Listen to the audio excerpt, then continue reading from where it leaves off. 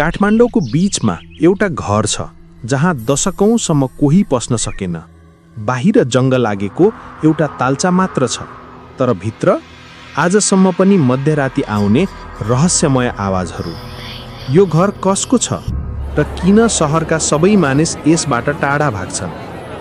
धेरैले देख्छन् काठमाडौँ कति व्यस्त छ, तर यही भिडभाडको बीचमा एउटा पुरानो घर अचम्मैकै सन्नाटा बोकेर उभिएको छ।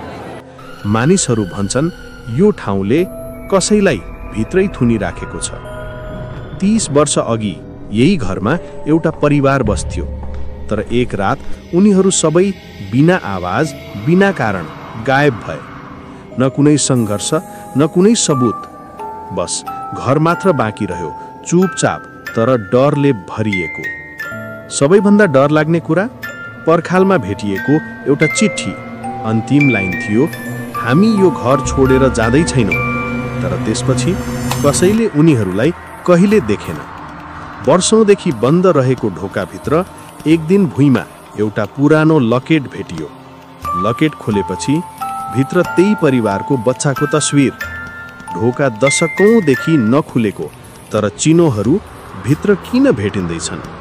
स्थानीयले भन्छन् रातको 12 बजे माथिल्लो कोठाबाट कसैको हिँड्ने आवाज आउँछ, धीरे, असमान, मानव कोही अँध्यारोमा चलिरहेको छ।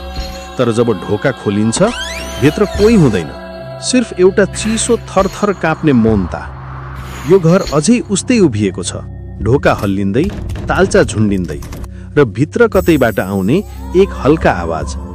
सारा शहरले यसलाई बिर्सन खोज्यो, तर घरले, उसले आफ्नो रहस्य कहिल्यै छोडेन।